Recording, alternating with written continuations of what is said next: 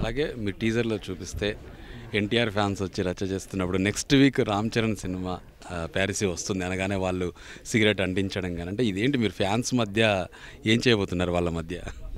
వాళ్ళ మధ్య ఏం చేయట్లేదండి. కాకపోతే ఫ్యాన్స్ నిజంగా మనకు ఫ్యాన్ బేస్ చాలా స్ట్రాంగ్గా ఉంది ఇక్కడ తెలుగు ఇండస్ట్రీలో. ఎందుకంటే తెలుగు సినిమాని మేము ఫెస్టివల్గా చూస్తాం.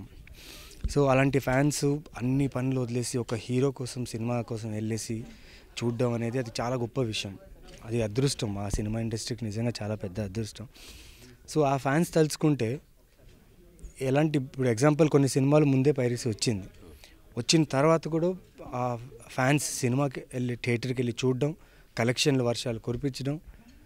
సో నాకేమనిపిస్తుందంటే ఫ్యాన్స్ తలుచుకుంటే ఏదైనా చేయొచ్చు. అండ్ స్పెషల్లీ ఇప్పుడు ఇంతమంది ఫ్యాన్స్ ఉన్నారండి.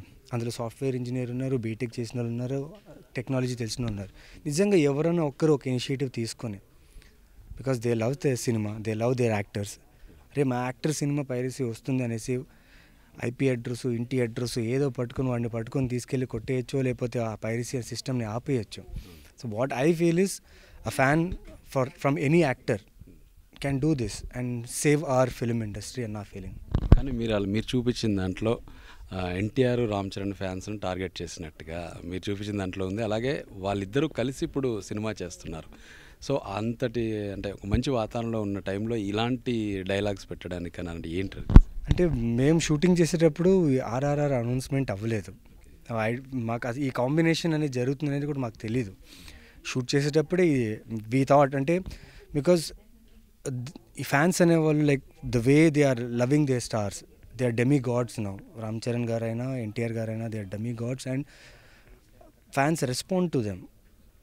ఫర్ ఎగ్జాంపుల్ ఎన్టీఆర్ గారు ఉన్నారు, he talks about traffic thing, safeties and all. Ram Charan garu ఉన్నారు, he is doing lot of social activities. People are like they are following them.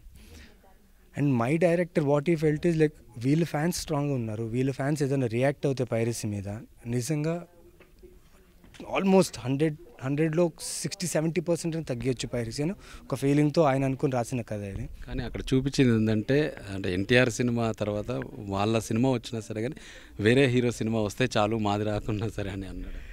అంటే కొందరు ఉన్నారండి, అది పెట్టడానికి కారణం ఏంటంటే యూట్యూబ్లో మ్యాక్సిమం ఇప్పుడు ఒక హీరో సినిమా ట్రైలర్ రిలీజ్ అవుతాయి అంటే ఆపోజిట్ హీరో ఫ్యాన్స్ వచ్చేసి తిట్టడము, అంటే అబ్యూస్ చేయడము, లేకపోతే యూట్యూబ్ కామెంట్స్లో మీరు చూస్తే the words they are using, అంటే నార్మల్ వ్యక్తి కూడా నిజంగా ఫీల్ అయిపోతారు, అంటే ఏంటి ఇన్ని బూతులు ఉన్నాయా మన తెలుగులో అనేసి.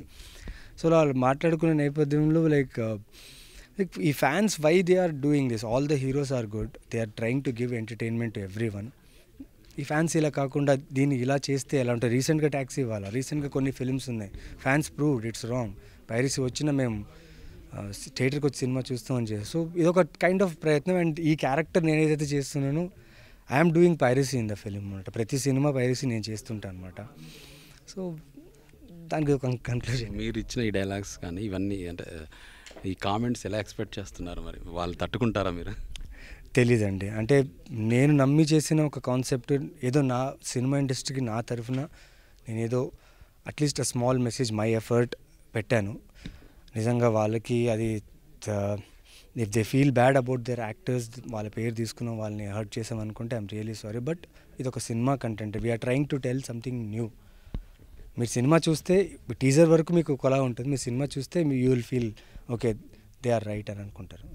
యూట్యూబ్ ఛానల్ ఫిల్మ్ జల్సా మీరు సబ్స్క్రైబ్ చేయండి, లైక్ చేయండి, అవసరం ఉన్నా లేకపోయినా కమెంట్ కూడా చేయండి. Hi, this is Srinivas Reddy. Please subscribe Film Jalsa. Hi, this is Sasha Chetri. Please subscribe to Film Jalsa for all latest Tollywood news.